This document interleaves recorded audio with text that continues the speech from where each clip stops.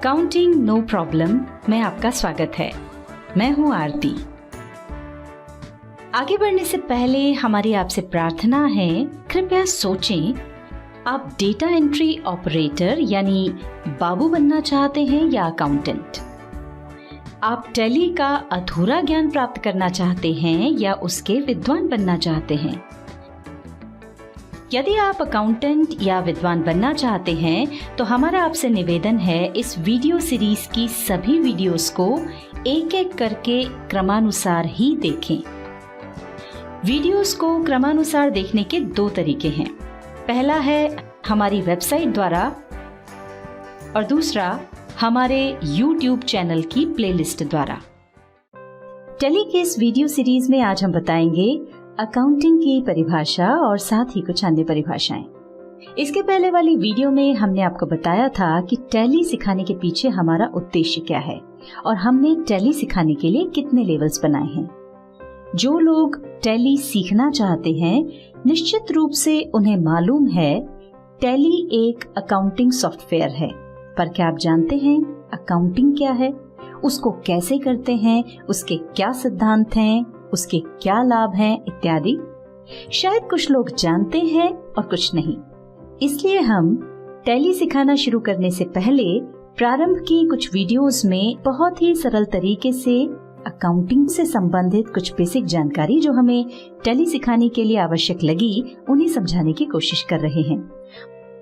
और हमारे ख्याल से टैली में काम करने के लिए ये जरूरी भी है। कहते हैं ना, फाउंडेशन यानी नींव मजबूत होती है तो बिल्डिंग भी मजबूत होती है। चलिए पहले समझ लेते हैं अकाउंटिंग क्या है।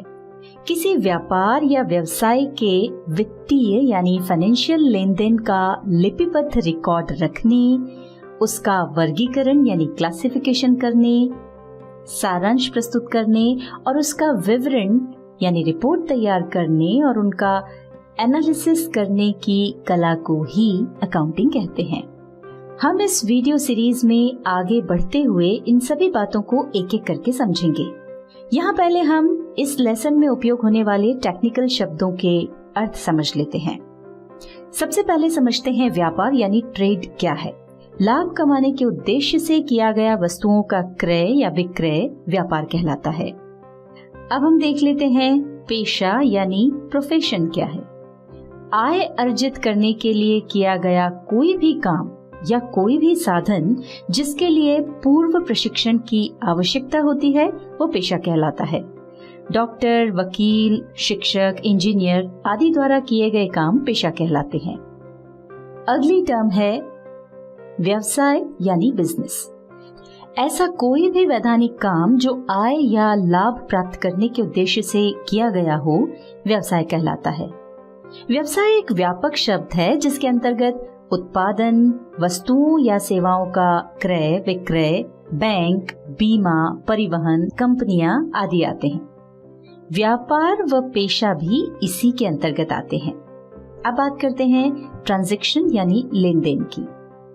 व्यवसाय में माल, मुद्रा या सेवा के पारस्परिक व्यवहार या आदान प्रदान को लेन देन कहते हैं और ये सभी मुद्रा द्वारा मापे जाते हैं। चूंकि ये मुद्रा से संबंधित हैं, इसलिए इन्हें फाइनेंशियल ट्रांजैक्शन भी कहते हैं। इसमें मुद्रा का भुगतान तुरंत या भविष्य में हो सकता है। जब सौदे का तुरंत भुगतान किया जाता है तब वह नकद लेन देन यानी कैश ट्रांजैक्शन कहलाता है और जब भुगतान भविष्य में किया जाता है तब उसे उधार लेन देन यानी क्रेडिट ट्रांजैक्शन कहते हैं। अब समझते हैं माल यानी गुड्स किसको कहते हैं। माल उस वस्तु को कहते हैं जिसका क्रय विक्रय या व्यापार किया जाता है। माल के अंतर्गत वस्तुओं के निर्माण हेतु प्राप्त कच्ची सामग्री, अर्धनिर्मित सामग्री या तैयार वस्तुएं भी हो सकती हैं। उदाहरण के लिए वस्त्र विक्रेता द्वारा खरीदा गया कपड़ा, शक्कर मिल द्वारा खरीदा गया गन्ना व निर्मित शक्कर, फर्नीचर के व्यापारी द्वारा फर्नीचर बनाने के लिए खरीदी गई लकड़ी व तैयार फर्नीचर, अनाज के व्यापारी द्वारा खरीदा गया अनाज उन व्यापारियों के लिए माल है। अगली टर्म है क्रय यानी परचेज। पुनः विक्रय के उद्देश्य यानी बेचने के उद्देश्य से व्यापार में खरीदा गया माल क्रय या खरीदी कहलाता है। व्यापार में माल को नकद या उधार खरीदा जा सकता है, जिसे कैश परचेस या क्रेडिट परचेस कहते हैं।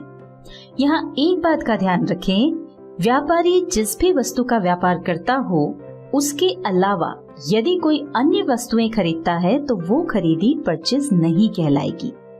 जैसे यदि कोई कपड़ा व्यापारी व्यापार के लिए कपड़ा खरीदता है तो यह परचेस के अंतर्गत आएगा, पर यदि वो अपनी दुकान के संचालन के लिए कंप्यूटर खरीदता है तो ये परचेस के अंतर्गत नहीं आएगा, क्योंकि उसने ये कंप्यूटर अपनी दुकान को संचालित करने के लिए खरीदा है, बेचने के लिए नहीं। विक्रय यानी सेल्स। किसी भी व्यापार में कोई माल लाभ कमाने के उद्देश्य से बेचा जाता है तो ये सेल्स कहलाता है। व्यापार में माल को नकद या उधार बेचा जा सकता है, जिसे कैश सेल्स या क्रेडिट सेल्स कहते हैं। नकद और उधार विक्रय को मिलाकर कुल विक्रय यानी टोटल सेल्स को टर्नओवर कहा जाता है। यहाँ महत्वपूर्ण बात ये है कि हमारा व्यापार जिन वस्तुओं या सेवाओं का है उनके अलावा जो भी बेचा जाता है वो सेल्स या विक्रय नहीं कहलाता है। उदाहरण के लिए मान लीजिए आपका इलेक्ट्रॉनिक्स आइटम का शोरूम है और आप इलेक्ट्रॉनिक्स का सामान बेचेंगे तो इसे सेल्स कहा जाएगा, लेकिन यदि आप अपने शोरूम का पुराना फर्नीचर बेचते हैं तो ये सेल्स नहीं कहलाएगा। अगली टर्म है राजस्व यानी रेवेन्यू। रेवेन्यू से आशय ऐसी राशि से है जो माल अथवा सेवाओं के विक्रय से नियमित रूप से प्राप्त होती है। साथ ही व्यवसाय के दिन प्रतिदिन के क्रियाकलापों से प्राप्त होने वाली राशियां जैसे किराया, ब्याज, कमीशन, डिस्काउंट आदि भी रेवेन्यू कहलाते हैं। आय यानी इनकम। एक व्यक्ति या संगठन की आय यानी इनकम वो धन है जो वो कमाते हैं या प्राप्त करते हैं। वैसे आय एक व्यापक शब्द है, इसमें लाभ भी शामिल रहता है। आय दो प्रकार की होती है। प्रत्यक्ष आय यानी डायरेक्ट इनकम। इसके अंतर्गत ऐसी सभी प्राप्तियां आती हैं जो हमारे मुख्य कार्य से प्राप्त होती हैं। जैसे व्यापार की स्थिति में यदि आप कुछ बेच रहे हैं तो उसका जो भी मूल्य प्राप्त हो रहा है वो डायरेक्ट इनकम में आएगा। मान लीजिए आपका मुख्य व्यापार कपड़े का है तो कपड़े की सेल्स से होने वाली प्राप्ति आपकी डायरेक्ट इनकम कहलाएगी। दूसरी तरह की आय होती है अप्रत्यक्ष आय यानी इनडायरेक्ट इनकम। मुख्य व्यवसाय के अलावा जो भी इनकम होती है वो अप्रत्यक्ष आय यानी इनडायरेक्ट इनकम कहलाती है। उदाहरण के तौर पर यदि आपका कपड़े का व्यापार है तो उससे प्राप्त होने वाले आय के अतिरिक्त जो भी आय होती है, जैसे आपने कुछ गोदाम किराए पर दिए हुए हैं तो उनका किराया, या फिर आपने कुछ रुपया बाजार में उधार दिया हुआ है तो उससे प्राप्त होने वाला ब्याज आपकी इनडायरेक्ट इनकम कहलाएंगे। अगली टर्म जो हम आपको समझाने जा रहे हैं वो है व्यय यानी एक्सपेंसेस। एक व्यक्ति या संगठन का व्यय यानी एक्सपेंसेस वो धन है जो हम अपने काम के दौरान कुछ करते हुए खर्च करते हैं। यह भी दो प्रकार का होता है। पहला है प्रत्यक्ष व्यय यानी डायरेक्ट एक्सपेंसेस। इसके अंतर्गत हमारे मुख्य कार्य से संबंधित जो भी सीधे खर्च होते हैं वे आते हैं। जैसे व्यापार की स्थिति में यदि आप बेचने के लिए कुछ खरीदते हैं या खरीदे हुए माल पर सीधे कोई खर्च करते हैं तो उस पर जो भी धन खर्च होता है वो प्रत्यक्ष व्यय यानी डायरेक्ट एक्सपेंसेस कहलाता है।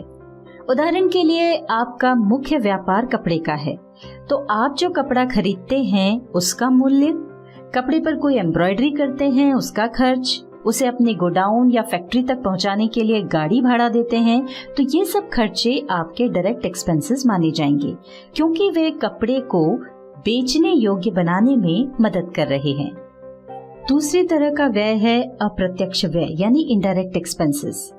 इनका संबंध वस्तु के क्रय या उसके निर्माण से न होकर वस्तु की बिक्री या कार्यालय व्यय से संबंधित होता है। सरल शब्दों में कह सकते हैं मुख्य व्यवसाय से संबंधित जो भी सीधे खर्च होते हैं उनको छोड़कर शेष सभी खर्च इसके अंतर्गत आते हैं। जैसे व्यवसाय या व्यापार को चलाने में सहयोग करने के लिए जो भी खर्च होते हैं, जैसे ऑफिस से संबंधित कर्मचारियों की तनख्वाह, ऑफिस का बिजली बिल, स्टेशनरी खर्च, डेप्रिसिएशन इत्यादि। अगली टर्म है इंटरेस्ट यानी ब्याज। व्यापार में जब हम किसी से कर्ज लेते हैं या फिर किसी को लोन देते हैं तो उस लोन राशि के उपयोग के बदले में लोन देने वाले को एक निश्चित दर से प्रतिफल यानी कंसिडरेशन के रूप में कुछ राशि देनी पड़ती है, जिसे ब्याज कहते हैं। कई बार हम किसी सप्लायर से ज्यादा दिनों की उधारी पर माल खरीदते हैं तो उस लंबी अवधि के लिए भी हमको ब्याज देना पड़ सकता है। इसके विपरीत यदि हमने किसी कस्टमर को लंबी अवधि के लिए उधार माल बेचा तो उस पर हम ब्याज ले सकते हैं। फिर है छूट यानी डिस्काउंट। व्यापारी द्वारा अपने ग्राहकों को दी जाने वाली छूट या रियायत को ही डिस्काउंट कहते हैं। जब हमें किसी से डिस्काउंट प्राप्त होता है तो उसे डिस्काउंट रिसीव्ड कहते हैं और जब किसी को डिस्काउंट दिया जाता है तो उसे डिस्काउंट अलाउड या डिस्काउंट गिवन कहा जाता है। यह डिस्काउंट दो प्रकार का हो सकता है। पहला है व्यापारिक बट्टा यानी ट्रेड डिस्काउंट। व्यापारी माल बेचते समय ग्राहक को माल के मूल्य में कुछ राशि कम करता है या बिल की राशि में से कुछ राशि कम करता है। इस तरह की छूट को बिल में ही कम कर दिया जाता है, इसे ही ट्रेड डिस्काउंट कहते हैं। प्रायः ये छूट ग्राहकों को अधिक माल खरीदने के लिए प्रेरित करने के लिए दी जाती है। दूसरा है नकद बट्टा यानी कैश डिस्काउंट। व्यापारिक चलन के अनुसार प्रत्येक ग्राहक को एक निश्चित अवधि में भुगतान करने की सुविधा प्रदान की जाती है। अगर ग्राहक निश्चित अवधि के पहले ही भुगतान कर दे तो उसे कुछ छूट दी जाती है, जिसे कैश डिस्काउंट यानी सीडी भी कहा जाता है। प्राय यह डिस्काउंट प्रतिशत के रूप में दिया जाता है, जैसे 2% कैश डिस्काउंट या 3% कैश डिस्काउंट इत्यादि। कैश डिस्काउंट के लालच में ग्राहक शीघ्र भुगतान करने के लिए प्रोत्साहित होता है। अब आता है कमीशन। जब किसी व्यक्ति या संस्था को किसी का काम करने जैसे कुछ खरीदने या बेचने में सहायता देने या अन्य कोई काम करने के प्रतिफल स्वरूप कुछ पारिश्रमिक मिलता है तो उसे कमीशन कहते हैं। कई बार विक्रेता अपने कर्मचारियों को सेल बढ़ाने के लिए प्रोत्साहित करने के लिए भी तनख्वाह के साथ इस तरह का कमीशन देता है। यह पारिश्रमिक साधारणतया निश्चित प्रतिशत से दिया जाता है, पर कभी कभी यह निश्चित राशि में भी दिया जा सकता है। अगली टर्म है सेवा यानी सर्विस। वर्तमान में सेवा का अर्थ बड़ा व्यापक हो गया है। अपने व्यवसाय में हम कई प्रकार की सेवाओं का उपयोग या उपभोग करते हैं, जैसे हम अपने कंप्यूटर सप्लायर से अपना कंप्यूटर सुधरवाते हैं या कंप्यूटर में कोई नया सॉफ्टवेयर इंस्टॉल करवाते हैं, तो ये उसके द्वारा दी गई सेवाएं हैं। इसी तरह मान लीजिए हमने किसी इलेक्ट्रीशियन से अपने यहाँ एसी ठीक करवाया, तो यह भी उसके द्वारा दी गई सर्विस ही है। ग्राहक यानी कस्टमर, हम जिसे माल बेचते हैं वो हमारा कस्टमर कहलाता है। विक्रेता यानी सप्लायर, हम जिससे माल खरीदते हैं उसे सप्लायर कहते हैं।